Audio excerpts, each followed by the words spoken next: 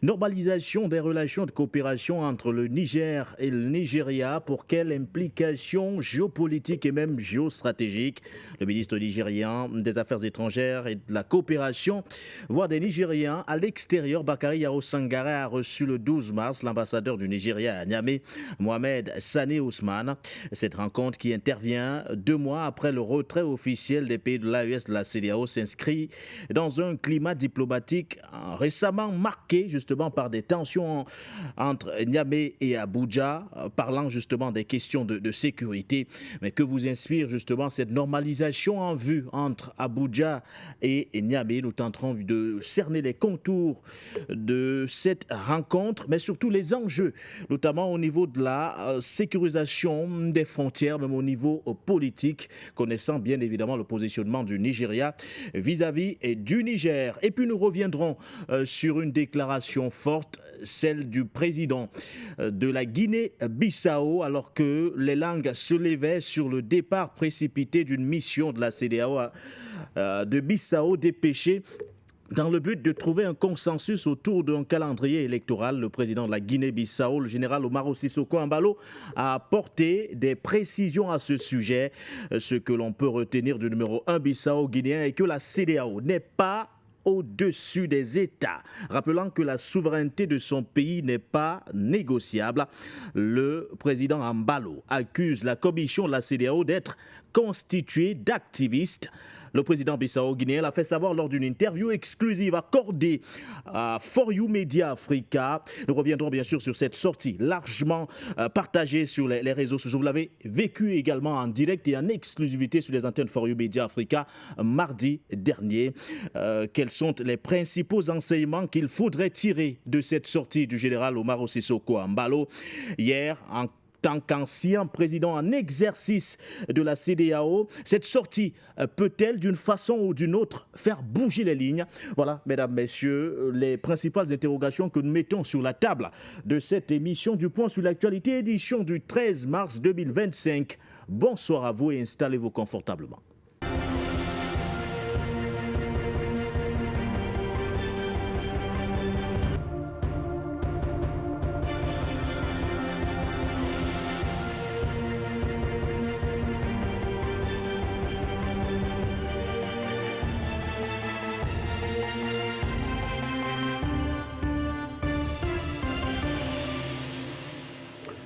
La commission de la CEDEAO est constituée d'activistes. Revenant justement sur cette mission dépêchée avec l'onction du Gambien Omar Alieu Touré à Bissau pour trouver un consensus autour d'un calendrier électoral, le président de la Guinée-Bissau a rappelé que la CEDEAO n'est pas au-dessus de la souveraineté des États membres, un accent particulier ayant été mis sur son pays, la Guinée-Bissau. Hier, ancien président en exercice de cette organisation, cette sortie-là peut-elle faire bouger les lignes d'une façon ou d'une autre, puisque vous savez que nous sommes engagés dans une lancée de refondation de cette organisation. Que vous inspire justement cette sortie? Nous aurons l'occasion d'en savoir un peu plus aux côtés de nos invités. Mais en accueil, nous reviendrons sur la normalisation des relations de coopération entre le Niger et le Nigeria. Le ministre nigérien des Affaires étrangères a reçu l'ambassadeur du Nigeria au Niger. Plusieurs sujets ont été abordés, notamment la sécurité transfrontalière, le terrorisme en bande organisée. Nous retenons bien sûr que Niamey et Abuja tiennent, ou du moins comptent harmoniser, mutualiser leurs efforts pour faire face à tous ces défis sécuritaires. Quelles peuvent être justement les implications d'une telle normalisation? Nous aurons également l'occasion d'en savoir un peu plus aux côtés. Et je le rappelle une fois de plus de nos invités. Ils sont tous les deux en présentiel ce soir. André Kistel Fanga, merci à vous DP. Bonsoir. Bonsoir M. Nguéné, c'est un plaisir renouvelé d'être en direct sur For You Africa. Bonsoir à tous les téléspectateurs. Bonsoir à celui dont vous allez présenter tout à l'heure. C'est toujours un plaisir de croiser le verbe et d'échanger sur des questions extrêmement importantes et écouter parfois sa version qui est soit empreinte de beaucoup de sagesse, beaucoup d'expérience, de beaucoup de vécu. Et ça nous permet d'aiguiser, n'est-ce pas, notre argumentaire. Et ça, il faut leur tirer un très grand coup de chapeau par rapport à cela. Bonsoir à tous ceux qui nous regardent depuis. Bon, ils sont encore au Caire, je ne sais pas. Bon, ils sont encore au Caire. Ouais. Donc, Les délégations sont en train de regagner leur... pour celles qui ont fait le déplacement. président de la Fédération camerounaise de football, Samuel Eto'o-Fils, est membre du COMEX. Du comité exécutif de la Confédération africaine de football. Suivez mon regard. Vous voulez qu'on en fasse un commentaire? Bon, on attend sur place pour accueillir le digne fils du pays. Voilà. Merci à vous, André Kistel Fanga. Je rappelle que vous êtes l'un des consultants permanents de cette émission du Point sur l'actualité aux côtés du doyen, Patient Parfendom. Bonsoir, doyen. Bonsoir, Baudelaire Nguene, le prince de Matombe. Bonsoir à mon ami, le pasteur André Kistel Fanga. C'est toujours un plaisir de partager ce plateau avec toi. Merci pour la civilité à mon endroit. Bonsoir à l'ensemble de la galaxie panafricaine. Bonsoir à nos valeureux techniciens et sans oublier le vaillant peuple de Guinée-Bissau. Vous savez, quand on parle de Guinée-Bissau, ça fait tout des pincements au cœur. Oui. On pense au grand Amilcar Cabral, dont le président Sissoko Embalo se présente comme un digne successeur. Merci pour cette invitation. Merci à vous. Vous ne ferez pas de commentaires non plus sur le COMEX. Vous connaissez ma position sur... Une publication de vous? Ouais, j'étais avec mon fils, le petit David. Vous savez que ce sont mes jeunes frères, très très jeunes frères. Nous avons tous grandi ensemble et qui étaient heureux de me revoir. Dans ma jeunesse, j'étais de la CRE. Il a été mon élève.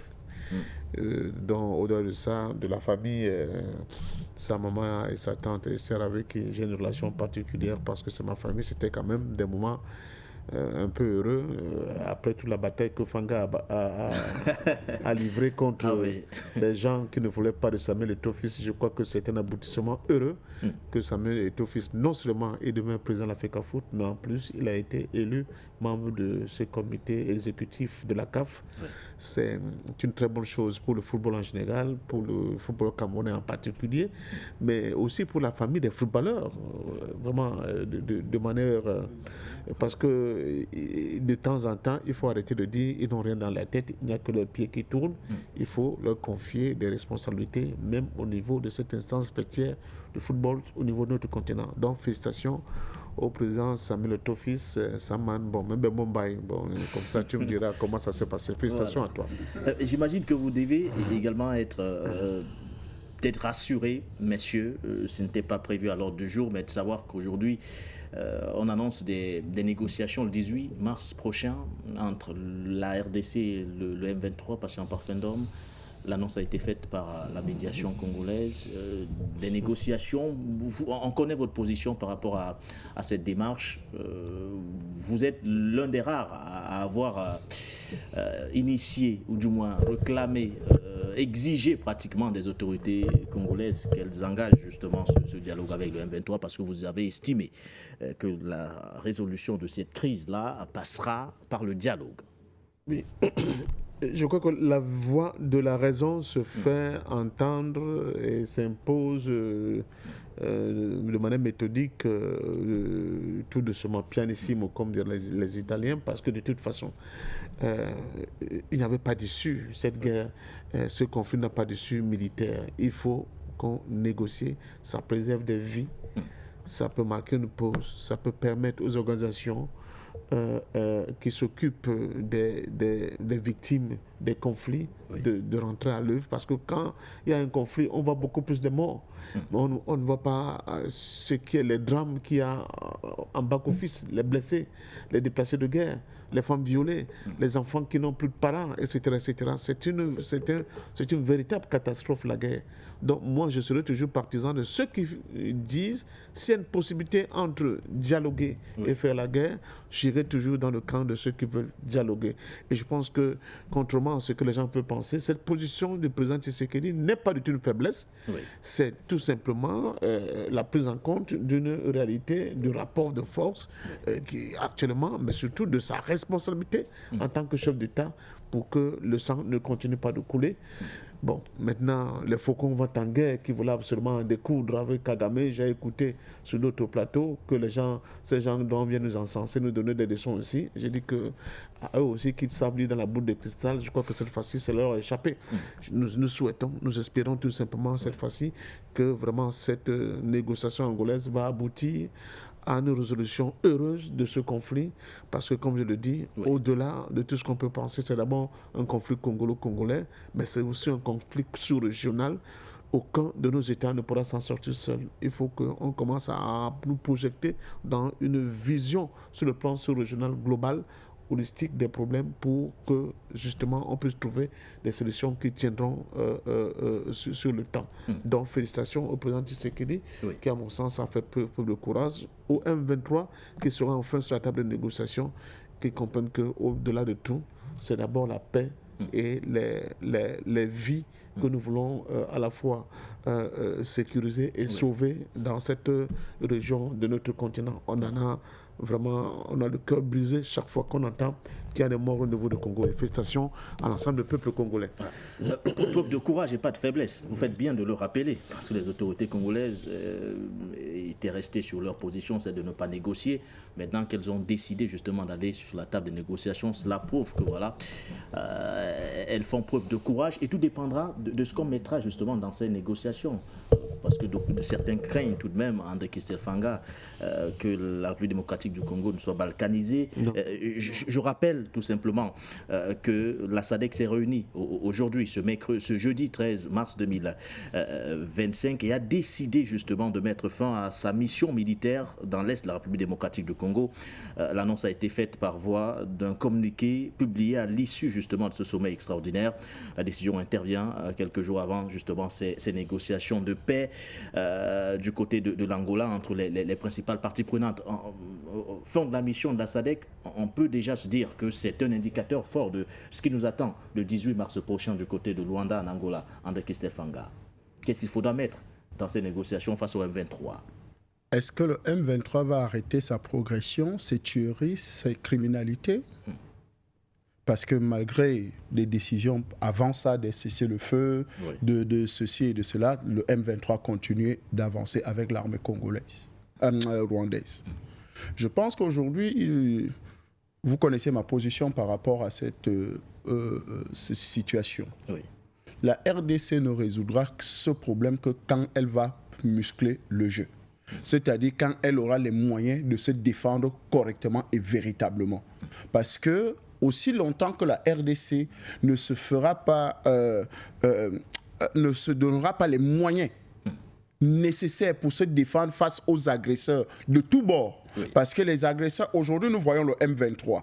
Nous ne regardons pas dans tous les autres provinces, n'est-ce pas, de la RDC où il y a des troupes, ou bien où il y a des exclusions, où il y a des, n'est-ce pas, des bandes armées qui tentent, n'est-ce pas, de déstabiliser le pays. Donc aujourd'hui c'est plus criard parce que le M23 est entré véritablement en train d'avancer. Et moi je pense que oui, si le président Tshisekedi cède aujourd'hui, n'est-ce pas, au dialogue ou bien aux échanges avec le M23, c'est parce que justement, il y a eu des démarches d'abord de présenter, n'est-ce pas, le M23 et le Rwanda comme les agresseurs, comme des terroristes, et ça a commencé, des répercussions internationales ont commencé à tomber, c'est-à-dire des gens qui étaient en partenariat avec le Rwanda ont commencé à se désolidariser du Rwanda parce que l'offensive diplomatique congolaise a porté des fruits. Ça, c'est quelque chose d'extrêmement important. Et maintenant, comme diplomatiquement, ils ont des victoires, il faut maintenant aussi que sur le terrain, ça puisse se faire ressentir. Et peut-être en allant à ces négociations-là, ça va arrêter. Attendons voir, parce que je sais une chose, c'est que le M23 ne va pas arrêter, parce que le projet du M23 et de l'AFC, c'est l'AFC, l'Alliance Fleuve Congo, l'AFC et Corneille Nangaa et Kabila, c'est de reprendre le pouvoir en RDC.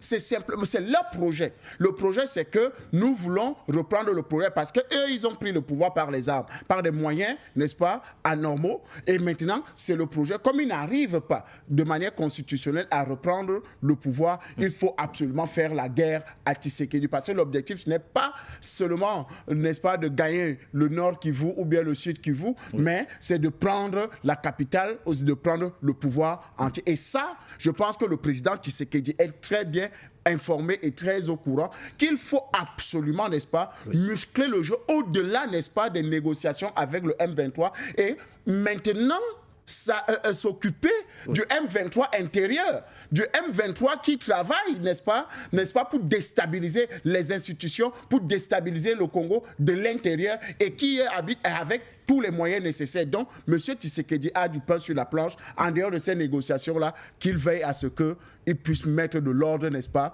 au niveau de la République démocratique du Congo. Merci à vous, André Kistel Fanga. Le sujet n'était pas prévu, mais il fallait tout de même dire un mot, d'autant plus que le sommet de la SADC s'est tenu par visioconférence il y a quelques heures seulement. La principale information est donc la fin de la mission de la SADC déployée dans l'Est de la République démocratique du Congo, quelques jours avant les négociations de Luanda. Et ce grâce justement au médiateur désigné, le président angolais Joao Lorenzo, qui réussit quand même un coup diplomatique incroyable à réunir autour d'une même table le M23 et Kinshasa. Et oui, ça, il fallait le faire.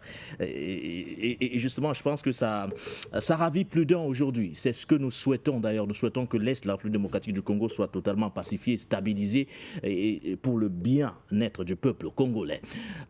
Dans quelques instants, nous reviendrons sur le cas de la Guinée-Bissau. Nous parlerons de la sortie du général Umaru Sissoco à Mbalo.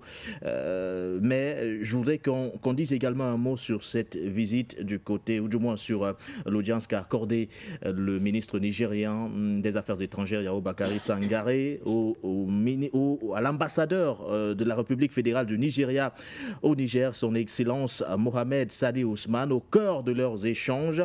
La coopération bilatérale entre les deux pays avec un accent particulier sur la sécurisation de leurs frontières communes, un enjeu crucial face à la montée des défis sécuritaires dans la région. Prenons cet élément qui plante le décor sur cette thématique d'accueil.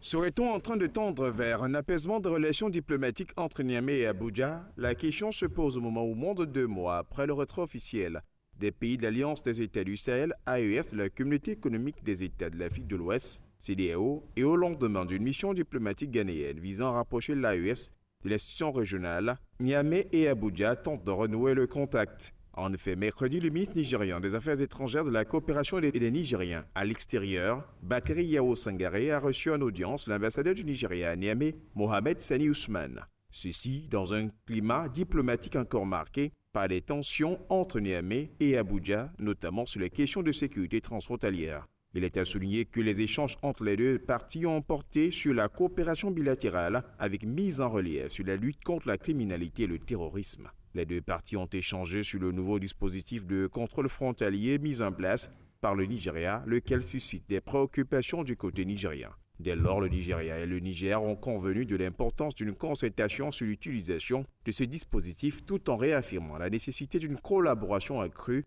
face aux défis sécuritaires communs. Sur la situation qui prévaut entre le Niger et le Nigeria, c'est depuis la prise du pouvoir par le Conseil national pour la sauvegarde de la patrie CNSP en juillet 2023 que le climat s'est alourdi avec le Nigeria et son soutien aux sanctions de la CEDEAO et la menace d'une intervention militaire à Niamey. Relevons que malgré cette atmosphère lourde de séjour du chef d'état-major des armées nigérianes à Niamey, le 28 août 2024 avait abouti à la signature d'un protocole d'accord sur la coopération sécuritaire. Précisons néanmoins que des accusations continuent de faire peser les tensions sur la coopération bilatérale entre les deux pays. Le président nigérien Abdourahmane Tiani a dès lors dénoncé une collusion entre le Nigeria et la France pour déstabiliser son régime, ce qu'a catégoriquement rejeté Abuja. Cette rencontre entre les deux diplomates se présente comme une tentative du retour au rétablissement des relations entre le Niger et le Nigeria.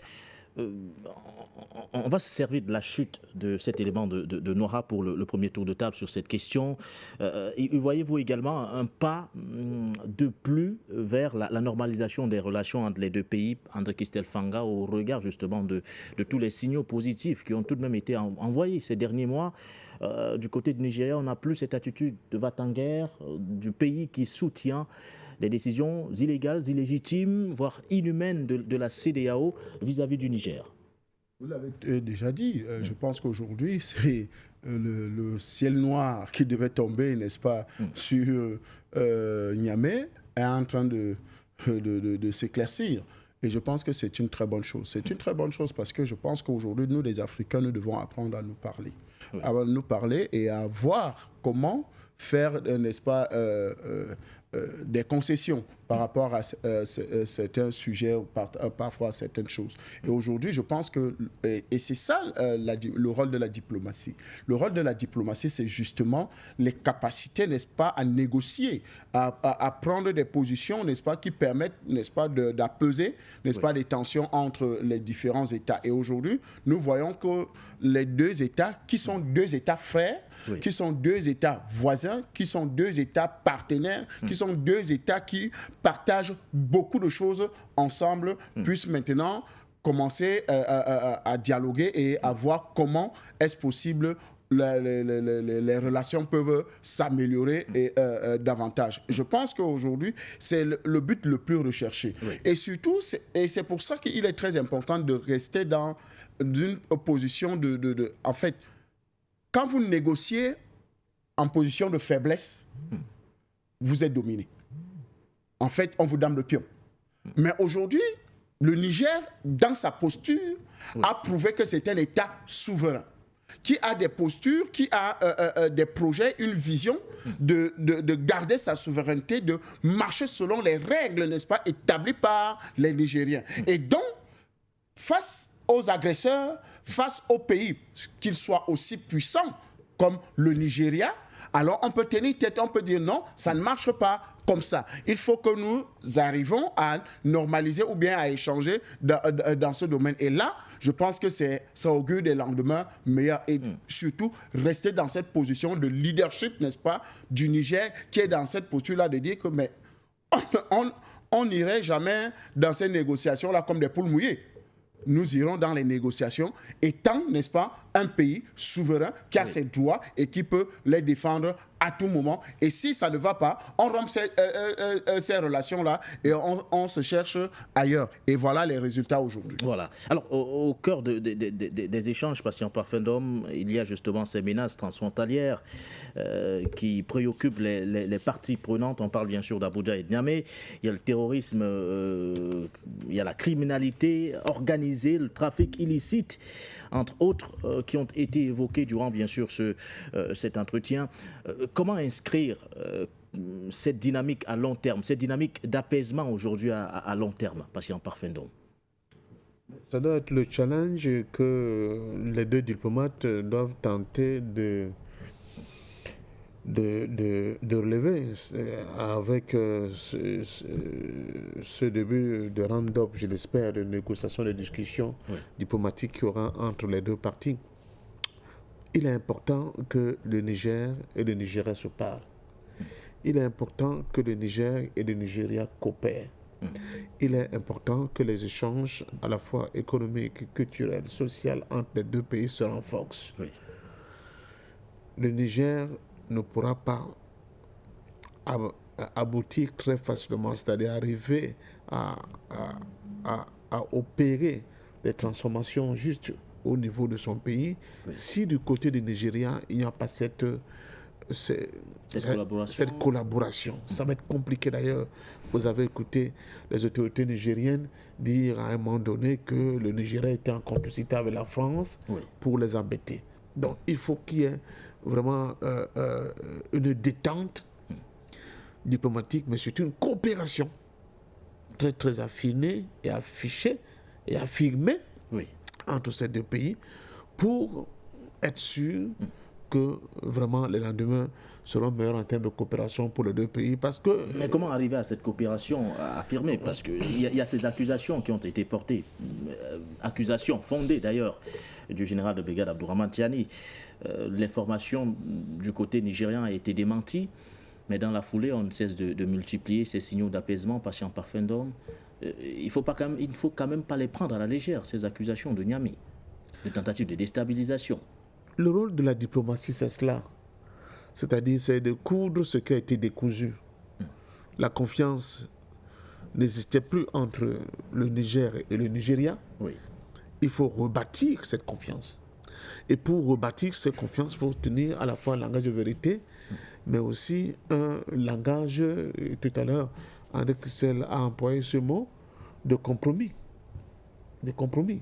Et à tous les points. Mais surtout, je ne pense pas, parce que moi qui fais l'effort de suivre encore l'activité sécuritaire, même au sein du Nigeria, le Nigeria continue de mener une lutte âpre contre le terrorisme de Boko Haram sur son propre sol. Pas moins que la semaine passée, l'armée nigérienne a encore eu à battre des dizaines et des dizaines de terroristes. Donc, ce n'est pas une blague. C'est une question dont le Nigeria ne peut pas dire qu'ils sont à l'abri. Au contraire, ils sont l'épicentre de cette déstabilisation terroriste depuis des années. Donc, personne aujourd'hui de sensé ne peut penser qu'on peut continuer à construire un environnement viable, un environnement de paix, un environnement de développement économique pour les populations de ces deux pays, alors que les deux pays continuent de se regarder en chien de faïence, chacun considérant que l'autre est en train de faire des actions qui risquent de porter atteinte à la sécurité de son pays. Donc, il n'y a que par la voie du dialogue, il n'y a que par la voie de la diplomatie, il n'y a que par la voie, n'est-ce pas, et là c'est très intéressant, qu'il y ait des commissions mixtes, même sur le plan militaire, pour la sécurisation des frontières, pour évaluer les risques, pour dénoncer les risques, et qu'ensemble, ils essaient de mettre en déroute ces différents risques qui risquent justement de gâcher complètement l'harmonie nécessaire au niveau des deux pays dans le cadre de développement de cette sous-région, mais aussi de l'Afrique en général. Donc moi, je ne peux être que content chaque fois que les Africains se rencontrent pour parler, surtout quand ils ont des divergences. Cela me va droit au cœur, c'est ce qu'il faut faire. Les oukases et les explosions et les ultimata, souvent qu'on constate de gauche à droite pendant les moments de crise, ce ne sont pas les ingrédients qu'il faut dans un cas comme celui de Niger aujourd'hui pour permettre, n'est-ce pas, une détente au niveau des relations. Donc j'espère que vraiment les deux diplomates seront utilisés, les canaux essentiels à la diplomatie, pour arriver à une situation apaisée, à une situation que les populations d'ailleurs de deux côtés de la frontière appellent de tous leurs vœux pour que le commerce, l'économie, la société, la culture reprennent vraiment de la verve dans cette sous-région pour le bénéfice éminemment des populations des deux côtés de la frontière et donc des deux peuples, et effectivement. Merci à vous. Patient parfum d'homme, André Christel Fangal, le moment est venu pour nous d'ouvrir notre chapitre autour de la Guinée-Bissau, le sujet principal de la soirée. Avant de parler de la CEDEAO, plantons tout de même la genèse. Revenons sur ce qui a créé l'imbroglio autour des intentions qu'on prêtait jusqu'ici au général Umaro Sissoko Embalo, accusé à tort de vouloir confisquer le pouvoir, de vouloir s'éterniser au pouvoir. Il a, à l'entame de cette interview accordée à For You Media Africa, reprécisé bien sûr le fond de sa pensée, mais surtout ce qu'on retient, c'est qu'il s'aligne sur les dispositions constitutionnelles qui stipulent qu'il est en droit de briguer un deuxième mandat, bien évidemment, mais surtout il s'inscrit également en droite ligne avec la loi électorale qui stipule, entre autres, que la présidentielle en Guinée-Bissau ne peut se tenir qu'entre le 23 octobre et le 25 novembre. Prenons ce premier élément. 11 septembre 2024, au sortir d'un conseil des ministres, le général Umaro Sissoko Embalo renonce à un second mandat. Une décision soudaine et inattendue qui prend de court tous ses partisans, pourtant rangés en ordre de bataille pour sa réélection. La décision semble mûrie, mais surtout réfléchie, d'autant plus qu'elle émane de son épouse au conseil très avisé. Cependant, le contexte sociopolitique en interne et dans la sous-région rabat toutes les cartes. Répondant aux questions de For You Media Africa, le président bissau-guinéen dit être revenu sur sa décision pour l'intérêt de son peuple et pointe du doigt le manque de maturité dont fait preuve la classe politique du pays. Effectivement, j'avais pris cette décision, je l'avais annoncée. Quand je l'ai annoncée, j'étais ferme dessus, mais tenant en considération où j'ai ramené ces pays, où on se trouve aujourd'hui, j'ai reconsidéré ma position pour le bien du pays. Parce qu'aujourd'hui, il faut former une nouvelle génération de classes politiques, Oui. de politiciens en Guinée-Bissau. On doit le faire.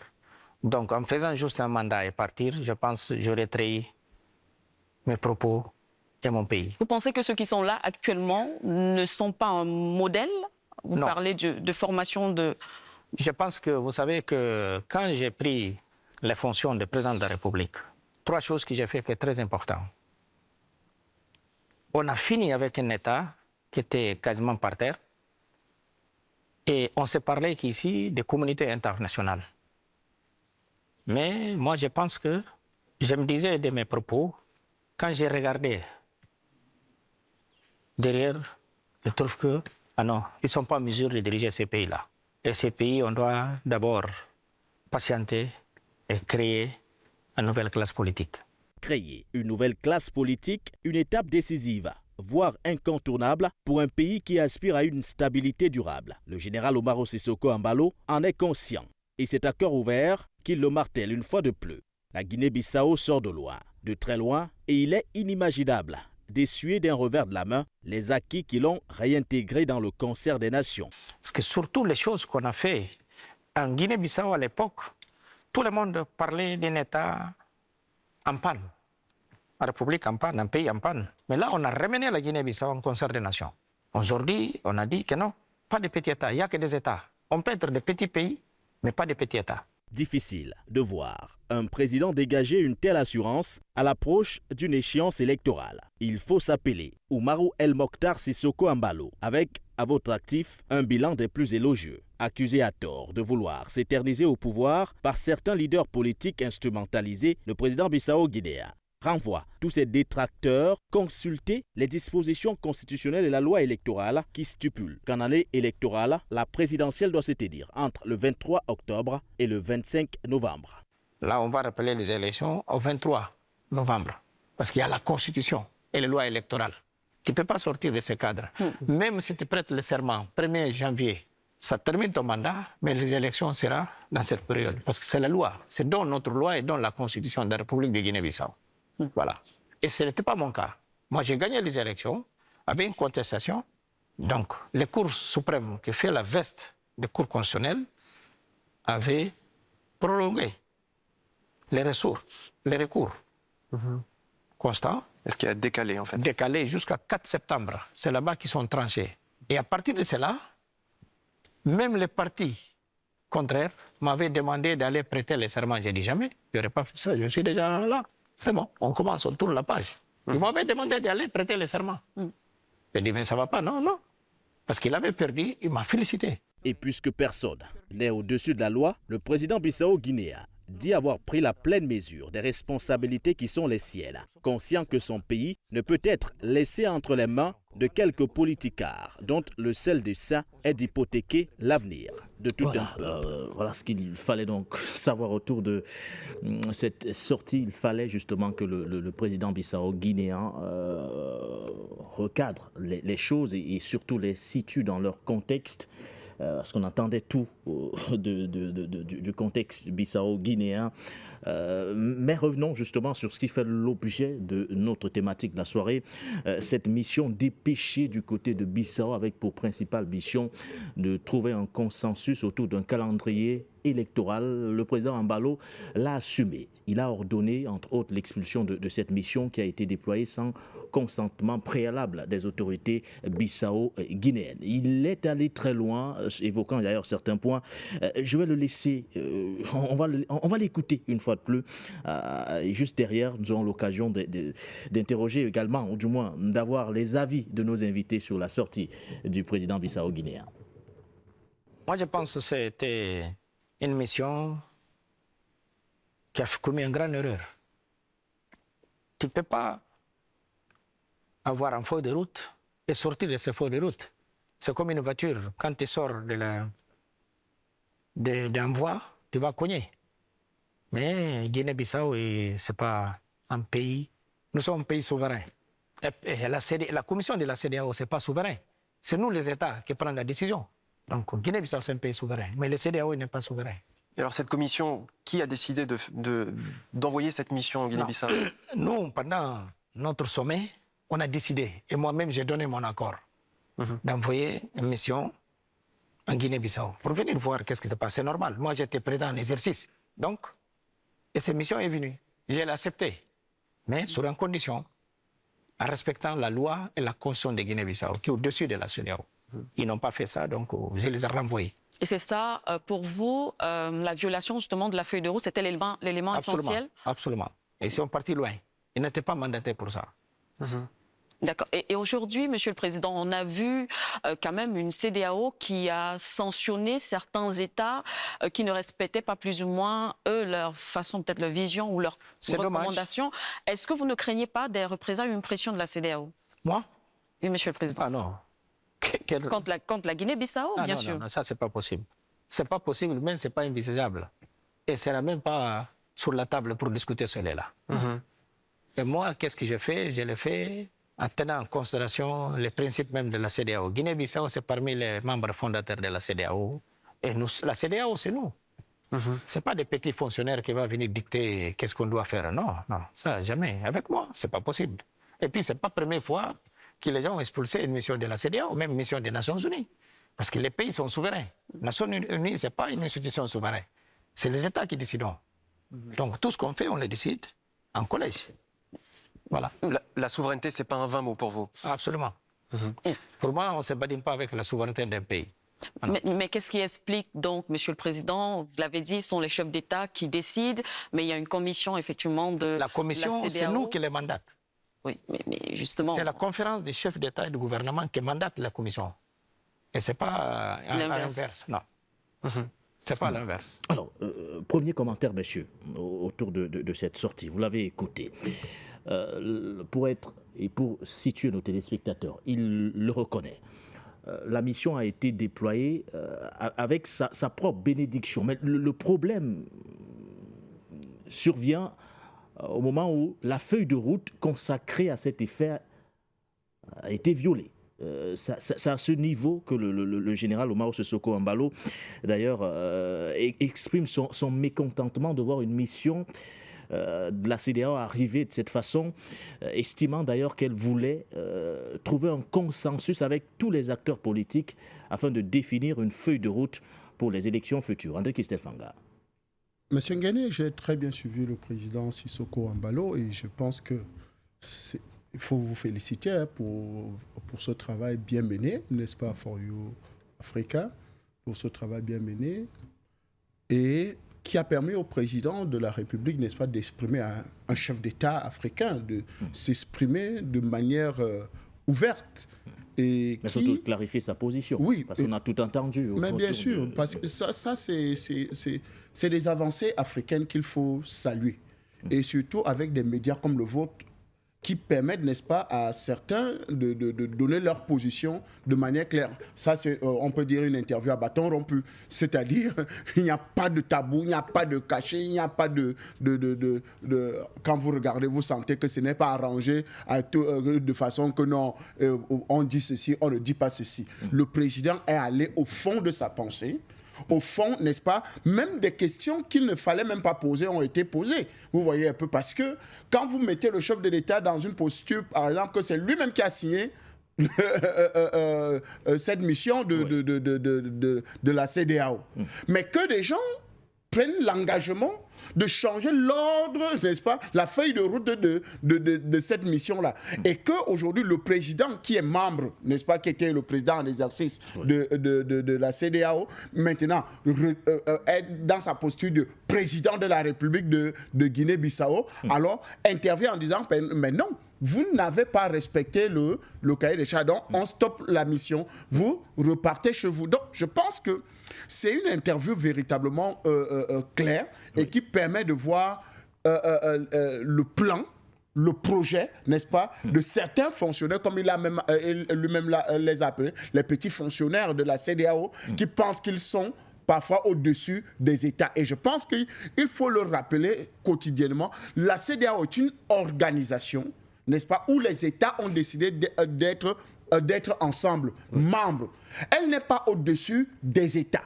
Elle n'est pas, comment appeler ça, celle qui dicte les règles, n'est-ce pas, dans les États membres. Oui. Donc, je pense qu'en commission, ou bien dans les différentes rencontres, n'est-ce pas, de la CEDEAO, des questions qui concernent certains États sont discutées là-bas avec les membres de ces États-là et trouver des solutions là-bas. Et maintenant, si il y a quelque chose à faire dans un État et qu'avec l'accord de tout le monde, de tous les autres, maintenant vous venez, vous l'implémentez ou bien vous assistez ou vous accompagnez le pays justement dans la mise en place.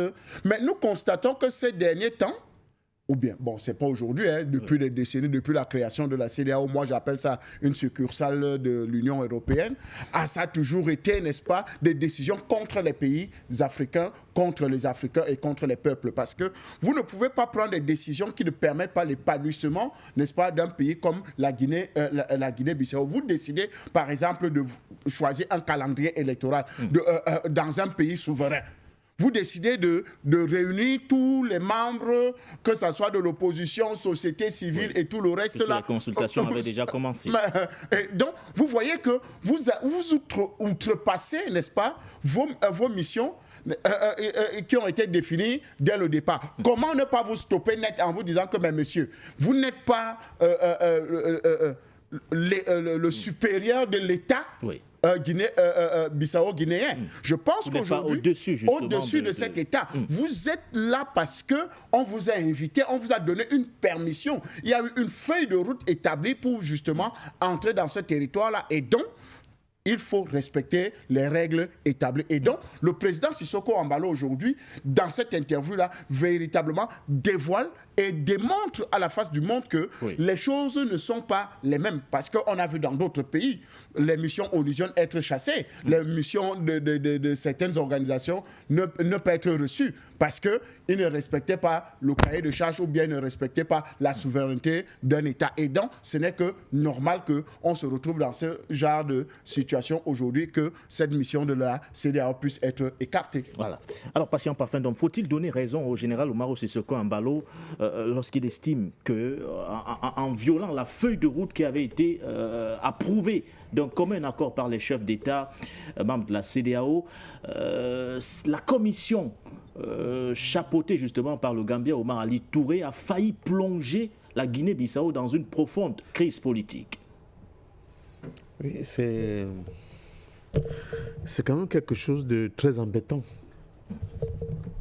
pour l'Afrique en général, pour nos organisations sous-régionales en particulier. C'est la question du contenu, de pouvoir que certaines organisations, que ce soit au niveau même des démembrements ou bien de la direction même de l'Union africaine et des organisations sous-régionales, le contenu des pouvoirs réels dont ils sont dotés pour mener à bien ce genre de mission.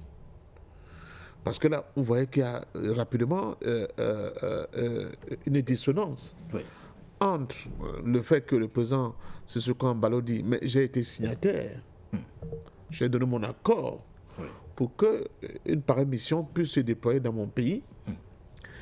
Et l'autre côté de dire que mais ce n'est pas la feuille de route qui leur a été donnée. Vous voyez qu'à ce moment-là, ça devient délicat.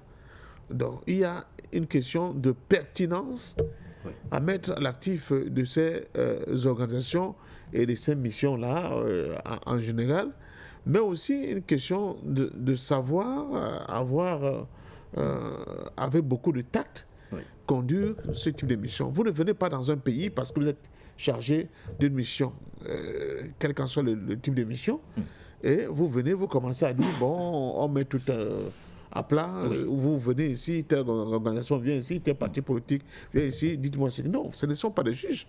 Ils ne sont pas venus pour juger le président Sissoko Embaló. Le président Sissoko Embaló n'était pas obligé de les recevoir non plus dans son pays. Donc, il faut avoir un peu de tact avec un peu de comment je peux appeler ça, de civilité quand vous arrivez dans un pays comme celui-là. Donc, la première attitude de cette mission aurait d'abord été de rencontrer les autorités du pays et de réaffirmer le sens de leur mission. Maintenant, en concertation avec les autorités du pays, parce que c'est une question délicate qui concerne les élections présidentielles, se déployer après avoir justement redonné sens à la feuille de route qui est la leur. Mais je pense qu'ils sont venus comme les fonctionnaires de FMI et la Banque mondiale viennent souvent dans nos pays.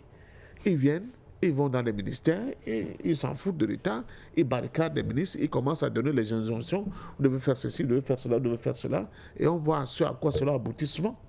Ce sont des décisions qui sont prises, qui sont totalement à l'opposé des réalités propres à chaque État, à chaque pays que nous vivons. Et ça, ce n'est pas bon. Ce n'est pas du tout bon, parce que l'image, ce n'est pas seulement l'image de la Guinée-Bissau qu'on voulait écorner, mais c'est l'image en général de la capacité des Africains quand ils sont à certains postes de responsabilité et qui doivent diligenter certaines missions, de pouvoir mener à bien ces missions sans qu'il y ait des couacs comme ce couac-là. Parce que contrairement à ce qu'on peut penser, ce n'est pas le président Sissoko Embaló qui a tenté d'être humilié, mais c'est cette mission elle-même qui s'est discréditée. Et ça, ce n'est pas bien. On se pose beaucoup de questions.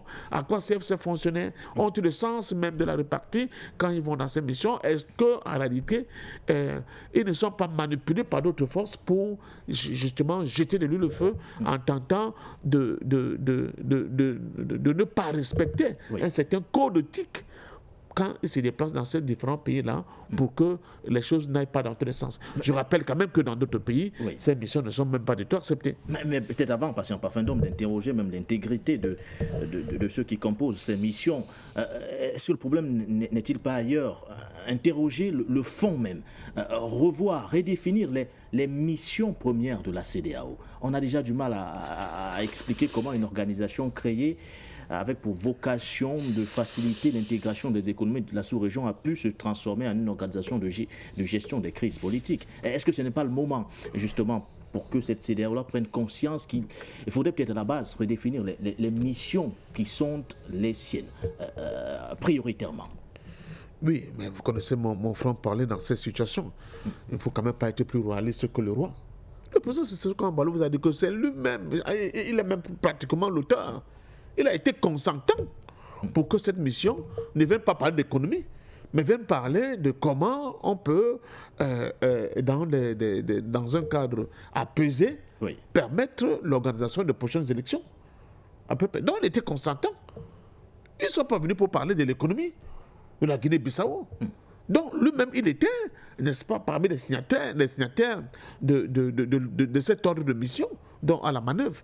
Donc, c'est eux, c'est la CEDEAO avec ses dirigeants qui ont voulu qu'il y ait ce développement des missions, ou bien cette mutation des missions premières qui étaient dévolues à la CEDEAO pour qu'elle puisse s'occuper des questions politiques.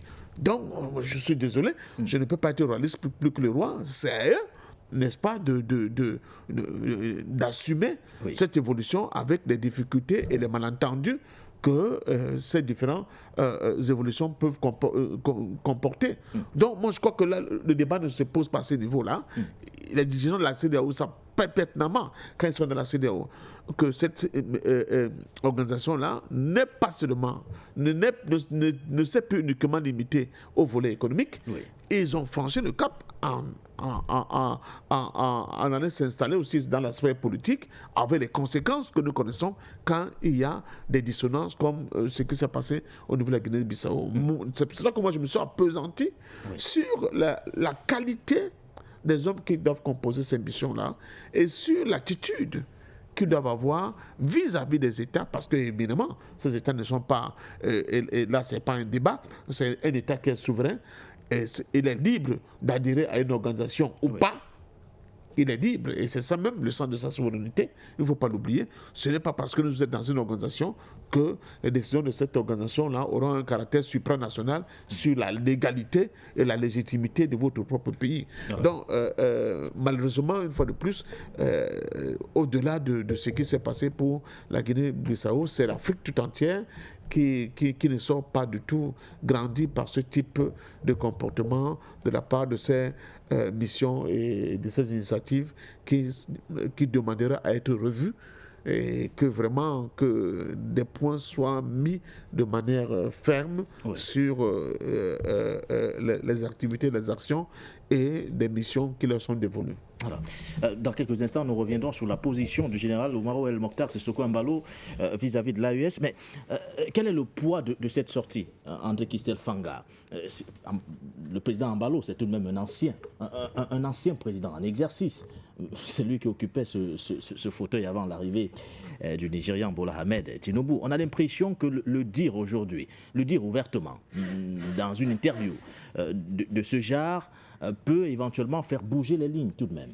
Exactement, je pense que c'est l'objectif recherché par le président Sissoko Embalo. Quand vous avez été président en exercice et que vous avez signé un ordre de mission ou bien été d'accord par rapport à certaines décisions et que le pays accueillant, n'est-ce pas, de cette mission se met, en fait, vous bloque la route, alors ça veut dire que l'institution CEDEAO doit être reformée. Et je pense que c'est le cri de beaucoup, n'est-ce pas, de chefs d'État, de beaucoup, et peut-être même des peuples même qui appartiennent, n'est-ce pas, encore à cette organisation-là. Et je pense que le président Sissoko Embalo aujourd'hui est comme un porte-étendard aujourd'hui, n'est-ce pas, de ces cris en profondeur de la refonte de la CEDEAO. Parce qu'aujourd'hui, en le révélant à haute intelligible voix, n'est-ce pas, à mondiale vision, en disant que voici le problème, c'est que la CEDEAO, la plupart des temps, ne respecte pas la souveraineté de certains États. Juste pour vous relancer, il n'a pas quitté le président en exercice, mais il faut également rappeler que la Guinée-Bissau est l'un des pays fondateurs de la CEDEAO. Mais exactement. Actuellement membre actif de cette organisation. Mais bien sûr, c'est pour ça que je vous dis que c'est la voix des sans-voix. On peut considérer le président Sissoko Embalo aujourd'hui comme la voix des sans-voix, c'est-à-dire celui qui va, n'est-ce pas, prendre, recueillir, n'est-ce pas, ceux qui n'ont pas la possibilité de dire certaines choses, n'est-ce pas, venir le dire en mondiovision, venir le dire à haute intelligible voix. Et ça, c'est quelque chose de remarquable. Et ça veut dire que le travail de communication qui est fait tout autour, n'est-ce pas, ou bien à côté du président Sissoko Embalo est d'une importance capitale. Et ça, il faut s'en féliciter parce que si un seul instant, les chefs d'État pouvaient, n'est-ce pas, à un moment donné, se mettre dans cette posture-là de dire ce qui ne marche pas, où est le problème, voici le problème, voici certaines situations. Oui. Je pense que le peuple serait en accord avec la plupart des choses. Vous voyez que cette interview a permis maintenant qu'on commence à découvrir ce que la Guinée-Bissau est devenue. Oui.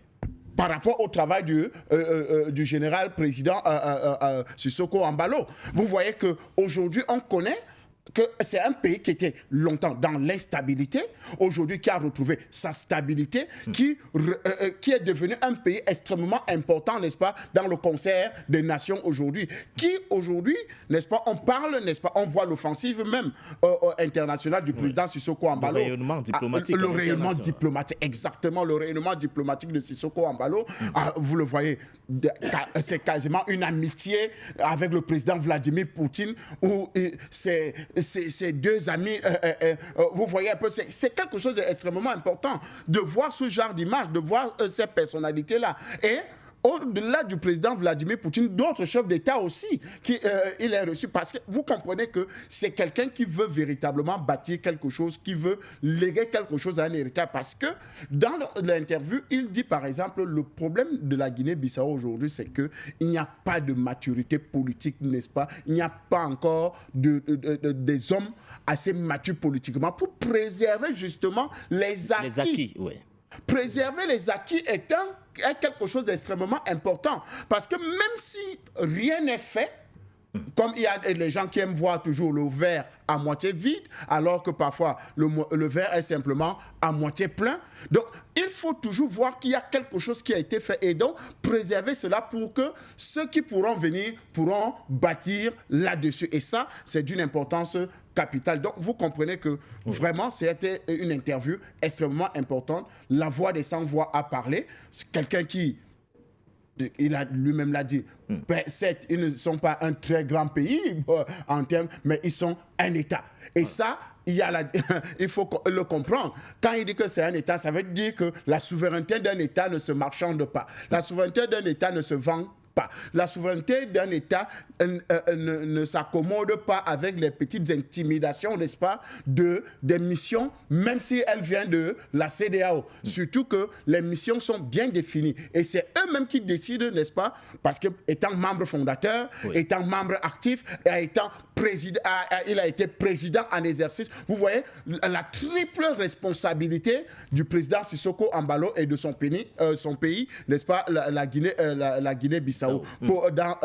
Avant de prendre ou bien de faire de ce genre de déclaration. Donc, véritablement, il faut apprécier à sa juste valeur, n'est-ce pas, cette communication-là d'une importance capitale pour les pays africains et les chefs d'État. Merci à vous, André-Christophe Fang. Alors, nous parlions du poids politique de cette sortie, patient parfum d'homme. Difficilement, vous entendrez un président dont le pays est membre de la CEDEAO critiquer aussi ouvertement une organisation comme celle-là. Est-ce qu'elle peut faire bouger les lignes d'une façon ou d'une autre? D'autant plus que le président qui le fait est un ancien président en exercice, dont le pays est un membre fondateur d'une organisation, de cette organisation. Oui, mais il faut quand même qu'on mette de bémol, parce que ce n'est pas une critique, j'allais dire acerbe, fondamentale contre la CEDEAO en tant que telle. Oui. C'est une critique quant à ce qu'il appelle la feuille de route de la fameuse commission. Oui. Mais ce qu'il faut retenir, c'est que il y a quand même la question d'une élection présidentielle à venir. Et que dans la plupart des cas, quand c'est comme ça, les gens ont tendance à penser que, en réalité, le président actuel, sortant, veut construire un environnement et un espace où sa réélection sera quasi automatique. Oui. C'est pour cela, comme s'il y avait des choses à cacher, c'est pour cela qu'il prend ce type de mesures, ce type de manière plus ou moins violente vis-à-vis de ceux qui peuvent être considérés comme des empêcheurs de tourner en rond. Ouais. C'est d'ailleurs l'un des principaux arguments qui a été avancé par vous voyez donc. Moi, je pense qu'au-delà de cela, il faut quand même rappeler que l'histoire de la Guinée-Bissau, depuis l'assassinat d'Amilcar Cabral, a été jonchée de périodes d'instabilité de manière quasi chronique. Et il n'y a pas très longtemps qu'on a vu quand même un pouvoir qui est resté légèrement dans la durée en tentant de stabiliser les fondamentaux de ce que c'est un État, comme il a rappelé. D'ailleurs, je crois que l'année passée encore, il y a eu une tentative de coup d'État, vous vous souvenez? Donc, c'est un pays qui a été ballotté dans cette dimension-là. Même sur la dimension de son rôle sur le plan géopolitique au niveau de la sous-région, n'oublions pas que la Guinée-Bissau, dans un passé pas très lointain, était aussi indexée comme un des maillons faibles sur le plan de la sécurité sous-régionale. Il faut le dire. Donc, depuis que le général Sissoko Embalo, le président Embalo est là, il essaie quand même de remettre, n'est-ce pas, le pays sur le rail en endiguant ces effets contraires qui donnaient une image pas du tout réluisante et à la Guinée-Bissau et surtout à ses différents hégémons. Oui. Donc, alors une commission qui arrive dans un pays, dans ce contexte et dans cet environnement-là, doit quand même savoir qu'elle doit faire preuve de beaucoup de tact, n'est-ce pas, pour ne pas aboutir à cette espèce de clash qui n'a honoré personne, à mon sens. Donc, je crois qu'il ne faut pas seulement voir ça comme la volonté d'un homme de tout faire pour que les élections à venir soient comme une simple formalité lui permettant de remplir et de conserver son pouvoir. Ce qui est souvent possible ailleurs. Bon, je ne suis pas là pour jouer son avocat, il est assez grand pour pouvoir faire des choses comme il pense. Mais je crois quand même que, au-delà de toutes ces considérations, quand vous êtes dans une commission, comme la commission de la CEDEAO, ne venez pas au niveau de ce pays parce que vous avez été missionné par une grande organisation comme la CEDEAO et que la petite Guinée-Bissau ne doit pas du tout avoir son mot à dire, et vous venez là comme des espèces de clercs que je ne sais pas de quoi pour faire la comptabilité de ceci, de cela et donner des directives comme le font les gens de FMI et de la Banque mondiale. Non, il faut vraiment avoir l'humilité d'aller d'abord rencontrer des dirigeants, réaffirmer le sens de votre mission et dire comment vous entendez vous déployer pour mener à bien cette mission. Je crois que c'est ça qui a manqué à cette fameuse commission. À partir de ce moment-là, s'il y avait des divergences en amont, ces divergences auraient été résolues avant même le début du déploiement de cette mission sur le terrain. Et je crois qu'on ne serait pas arrivé à cela. Donc, je dis encore une fois de plus... Comment on gère ces divergences aujourd'hui, patient par fin d'homme? Parce que la question a été posée par Sikine Doumbé. Faut-il craindre des représailles de la CEDEAO vis-à-vis de la Guinée-Bissau compte tenu justement de cette sortie? Bon, il dit non, le président Ambalo. Bon, je suis vraiment très mal placé pour lire, je n'ai pas le don de la science infuse, pour lire dans la boule de cristal, pour voir comment ces pairs vont se comporter. Mais je crois qu'il aura quand même à cœur de donner une explication, n'est-ce pas, bien mesurée auprès de ses pairs pour qu'ils comprennent très bien ce qui s'est passé. Parce que, comme je l'ai dit, cette organisation ne gère pas que des questions économiques. Elle a aussi plus sur elle de gérer des questions politiques. Et à partir de ce moment-là, le président Sissoko Ambalo n'est pas du tout gêné parce qu'il est l'un des acteurs de cette nouvelle orientation de la CEDEAO, dont je crois qu'il lui reviendra, je l'espère, cela n'a pas déjà commencé par des coups de fil de monnaie bilatérale, mais le jour où la réunion de la CEDEAO va se tenir, qu'il prenne le temps de faire un exposé, n'est-ce pas, des faits et des situations à ses pairs pour qu'ils comprennent ce qui a dû être comme ce qu'on peut considérer comme un coup de sang, n'est-ce pas, et cette décision que certains peuvent taxer de violente, d'inélégante vis-à-vis de cette commission qu'il a été obligé d'avoir. Voilà. Mais une fois de plus, sachant que nous sommes dans un pays qui ne commence qu'à retrouver ses marques de stabilité, il ne faut pas justement dans ces contextes-là être de ceux qui risquent de créer encore des situations de tension à l'interne au niveau de ces pays et produire ce que personne ne souhaite, c'est-à-dire un chaos qui risque encore de ramener en arrière la Guinée-Bissau et leur faire perdre tous les petits acquis chèrement, n'est-ce pas, acquis qu'ils ont pu engranger ces dernières années. Et il a reconnu, le président Ambalo, en violant justement cette feuille de route, la commission de la CEDEAO voulait créer une grave crise politique du côté de la... et il lui a également été, du moins, on lui a également demandé quelle est sa position vis-à-vis du Mali, du Niger et du Burkina Faso, ces trois pays qui ont claqué la porte de cette CEDEAO depuis janvier 2024. Écoutons justement sa réponse à cet effet. Il reconnaît que c'était une erreur d'adopter une attitude va-t-en-guerre vis-à-vis de ces trois pays qui forment aujourd'hui la Confédération de l'AES. Alors pour en revenir à la CEDEAO, il y a d'ailleurs ce drapeau dans cette même pièce. Vous l'avez rappelé, la Guinée-Bissau est un membre fondateur de cette institution. Comment évaluez-vous l'évolution de cette organisation? On a vu en début d'année 3 pays en sortir. C'est dommage. Moi, je pense qu'on doit revoir beaucoup de choses en arrière. C'est dommage, c'est pénible.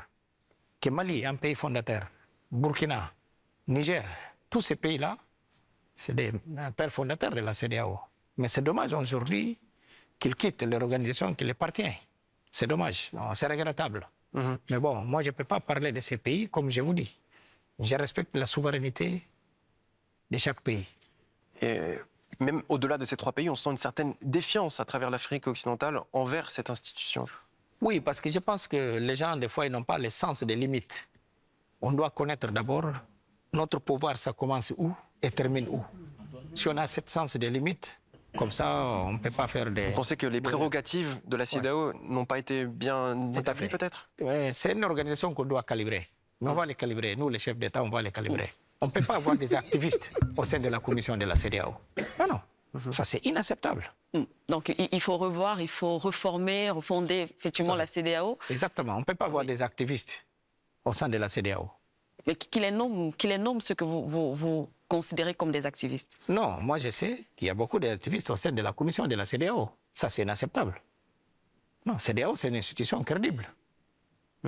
C'est une institution crédible. Mais c'est dommage qu'on voit est en train de s'effondrer. On doit les relever. Et avec quels objectifs doit défendre la CEDEAO? Et aujourd'hui, je pense que, bon, c'est très compliqué, la situation que nous tous on traverse au sein de notre Union et de notre zone qui est COAS. Il y a beaucoup de coups d'État. Et la solidarité d'abord, c'est très important. Parce que si on n'avait pas géré ces situations de Mali, Burkina et Niger, on n'aurait pas perdu ces 3 pays frères. Mais c'est dommage qu'on a perdu ces 3 frères. Mais je pense que c'est possible encore, les retrouvailles. C'est possible, même avec la création d'une autre organisation. Non, c'est possible, oui, c'est possible. C'est possible. Je pense que le bon sens. Oui. Voilà, parce que la population, c'est la même, comme je vous dis. Oui. Et des fois, c'est une question d'incompréhension. Très banal. Justement, le malentendu, je pense que ça a été là. C'est quand il y a eu des menaces d'intervention armée, en Niger en particulier, et ça a braqué les dirigeants des pays concernés. Oui, mais même celle-là, c'est de notre faute. On pouvait utiliser notre stratégie, mais malheureusement. Mais aujourd'hui, je pense qu'il ne faut pas regarder à la rétroviseur. Il faut regarder en avant pour qu'on puisse sauver la CEDEAO. Mais c'est dommage toujours qu'on a des gens dans la CEDEAO qui commettent. Regarde l'erreur qu'ils voulaient commettre ici. Ils voulaient nous amener dans une crise politique profonde. Ça, c'est inacceptable. Ce n'est pas le rôle de la CEDEAO. Faire une feuille de route. Ici, il y a la loi. Alors, vous l'avez écouté. Il regrette le fait que cette CEDEAO ait adopté une posture va-t-en-guerre vis-à-vis du Niger, revenant justement sur cette intervention militaire. Mais il reconnaît tout de même qu'il n'est pas tard, qu'il est temps, ou du moins que les retrouvailles, si j'emprunte justement ces expressions, ces mots, que les retrouvailles sont toujours possibles, malgré le fait que nous ayons aujourd'hui 2 organisations sous-régionales, pratiquement antagonistes, différentes. On peut tout de même maintenir justement ces canaux de dialogue.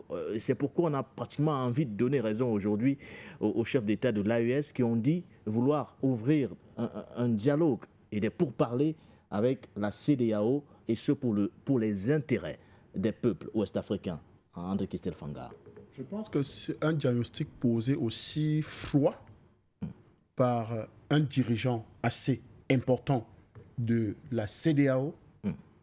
Nous ne pouvons que nous en tenir à ses propos. C'est-à-dire faire de ses propos. Je pense que ça devait même... les autres médias, d'autres acteurs doivent récupérer, n'est-ce pas, ces propos-là et faire que toute la CEDEAO puisse être au courant de cette interview, de cette déclaration-là. Parce que le franc-parler du président Sissoko Embalo amène, nous l'avons toujours dit ici, sur vos plateaux et dans plusieurs plateaux, que la CEDEAO est une institution qui est morte. C'est une institution qui ne sert plus, n'est-ce pas, la communauté dont elle a pris l'engagement de servir. Vous imaginez, dans ces déclarations, le président lui-même le dit, ils ont voulu nous entraîner dans une crise profonde. Une mission que lui-même était parmi les signataires.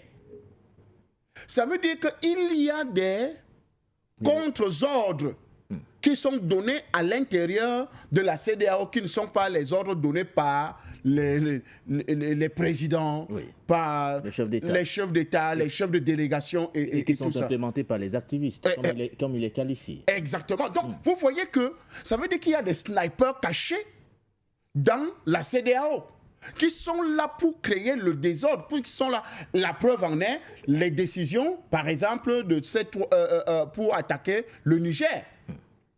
Vous voyez que c'est des décisions va-t-en-guerre. Vous vous posez la question que, est-ce que c'est une commission qui réunit les peuples d'un espace bien défini qui peut avoir cette posture-là? Donc, quand vous allez lancer les bombes au Niger, c'est les oiseaux qui vont mourir ou les porcs, ou bien c'est les mêmes peuples qui appartenaient à cette CEDEAO dont ils étaient membres hier.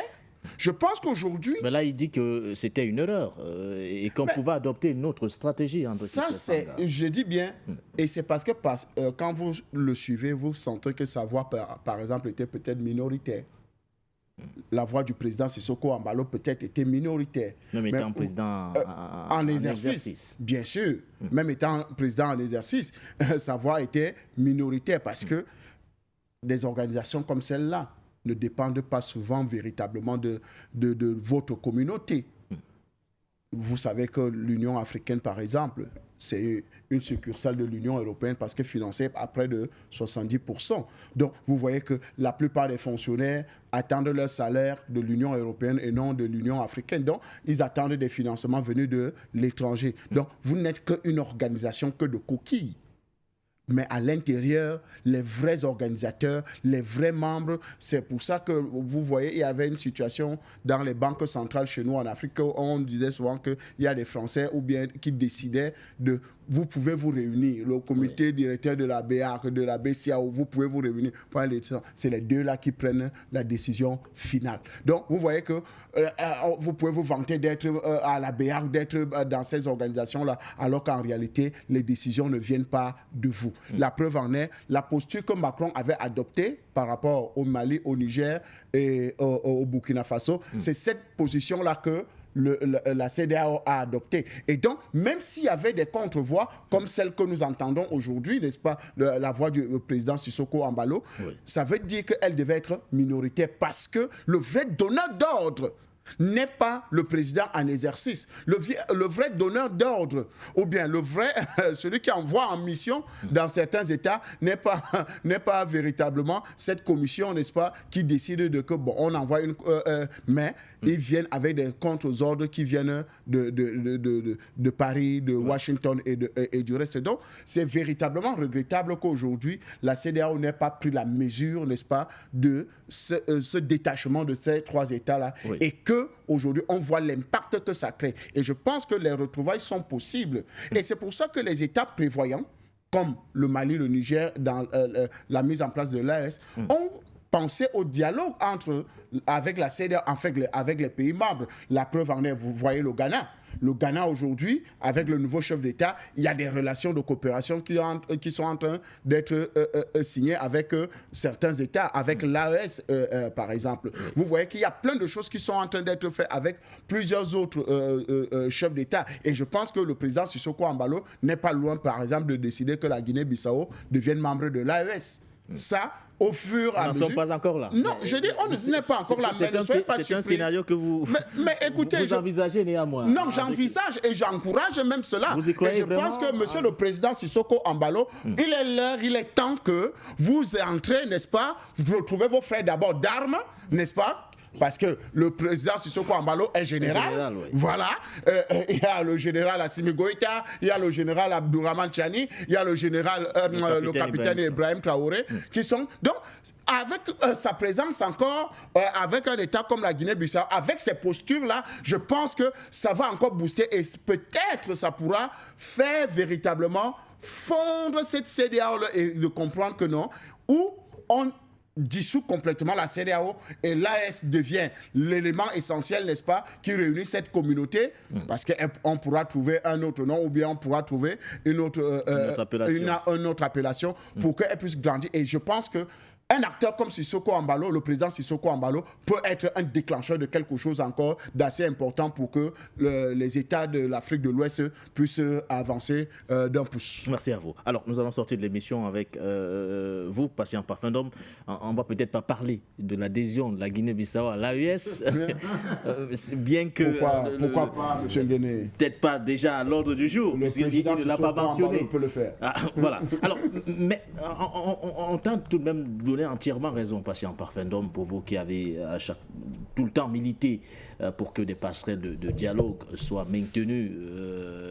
Là, quand on écoute le président Embalo reconnaître que c'était une erreur, on aurait pu adopter une autre posture vis-à-vis du Niger que d'avoir cette attitude de va-t-en-guerre. Il estime dans la même lancée que les retrouvailles sont possibles, qu'il ne se fait pas tard tout de même. Écoutez, j'ai écouté, ou bien j'ai lu quelque part, le ministre togolais des Affaires étrangères, le professeur Robert Ducé. Ducé revenir en disant, bon, le Togo est prêt. Le Togo est prêt à rejoindre. Ouais. Mais les bouges, sans oublier les problèmes internes au Togo. Il faut faire attention. Il ne faut pas non plus que ce soit une espèce de... Vous comprenez? D'échappatoire. Voilà. Pour ne pas régler les problèmes profonds du pays. Donc il faut faire attention. Là, il se veut dire quand même Alliance des États du Sahel. Je sais parce que le Togo est un État sahélien. Bon, mais l'Alliance reste ouverte à tous les pays qui partagent les mêmes aspirations. Ça veut dire, comme le dit Fanga, qu'on peut changer de nom. Pourquoi ne pas changer le nom de la CEDEAO et laisser la CEDEAO et l'appeler autrement, avec une refondation de cette institution? Je crois que pour beaucoup, c'est le nom CEDEAO qui commence à être comme une espèce d'épouvantail, qu'on ne veut plus de cauchemardesque, qu'on ne veut plus de tout vivre. Mais le président Sissoko Embalo dit quelque chose de fondamental. Avant de parler des possibilités de retrouvailles. De toute façon, un panafricain, c'est pour que l'Afrique soit unie demain. Mais pour que l'Afrique soit unie demain, il faut d'abord qu'on tue le néocolonialisme. Or, la plupart de nos États sont encore sur la coupe du néocolonialisme. D'ailleurs, nous sommes au mois de mars, c'est le 15 mars samedi, ça va être la date anniversaire de l'assassinat d'un digne fils du Cameroun de l'Afrique, le docteur Castor Ossenda Fana. Il faut relire son livre, il revient là-dessus. Et que tant qu'on ne va pas tuer le néocolonialisme en Afrique, la question de l'unité politique de notre continent va être difficile. Et le président Sissoko Embalo allait loin. Et en reconnaissant d'ailleurs qu'ils se sont trompés. On aurait pu procéder autrement. Mais il reste ouvert et confiant en l'avenir, en nous disant les retrouvailles peuvent être possibles. Et il dit, arrêtons de regarder ce problème, arrêtons de regarder le rétroviseur. Parce que ce qui s'est passé, c'est passé. On a bien vu que les gens ont pris de très mauvaises décisions qui ont conduit à la réalité politique au niveau de ces sous-régions que nous connaissons aujourd'hui. Mais travaillons. Puisqu'il est temps aujourd'hui, travaillons pour que justement on puisse être des ingénieurs et des architectes de ces passerelles pour que l'Afrique de l'Ouest ne connaisse pas une régression quant à sa capacité de se projeter dans l'avenir de manière unie et solidaire. C'est là l'enjeu central de ce qui risque de se passer. S'il y a une CEDEAO qu'on doit conserver, il faut la refonder totalement et profondément. Je crois que à écouter le président Embalo, c'est tout à fait dans l'ordre, n'est-ce pas, des réflexions qui sont menées au niveau de ces dirigeants aujourd'hui. Parce qu'ils comprennent très bien que le fonctionnement et les missions qui étaient assignées à cette CEDEAO sont devenues totalement obsolètes, d'autant plus qu'il y a des fonctionnaires même qui ne savent plus respecter les États. Mais en même temps, il faut quand même envisager être dans la perspective d'un développement, n'est-ce pas, commun, englobant de toute l'Afrique de l'Ouest. Il ne faut pas que les petits malins, parce qu'ils sont incapables de résoudre des problèmes internes dans leur propre pays, disent maintenant que de toute façon, notre refuge, n'est-ce pas, le parapluie, c'est d'aller au niveau de l'AES, alors que les problèmes internes qu'ils ont créés, ils ont été incapables de les résoudre. Je crois que ce n'est pas ni honnête, ni vraiment respecter leur propre peuple et les peuples africains que de tenter de le faire. Ce n'est pas du tout juste. Voilà. Maintenant, comme disait quelqu'un, il ne faut jamais ne pas avoir confiance à l'avenir des Africains et le fait de ces différents vœux-là qui vont certainement se transformer en réalité. C'est le vœu d'union, c'est le vœu de fraternité, c'est le vœu d'unité. Et c'est pour cela que depuis des décennies, nous continuons à être sur vos plateaux pour militer pour le panafricanisme. Merci à vous, patient parfum d'homme. Et il est revenu sur plusieurs sujets. L'interview exclusive dans son intégralité, vous pouvez d'ailleurs la retrouver sur nos différentes plateformes numériques. Il est revenu sur la présidentielle à venir, celle du 23 novembre prochain. Il a parlé de la CEDEAO, les relations avec justement ces pairs de la CEDEAO. Il est revenu sur son implication dans la résolution des conflits mondiaux. Il a parlé de la crise à l'est de la République démocratique du Congo, au Soudan, la crise du côté du Moyen-Orient avec le génocide israélien dans la bande de Gaza. Il est revenu sur l'opération spéciale militaire russe du côté de l'Ukraine avec ses relations très approfondies avec le président russe Vladimir Poutine.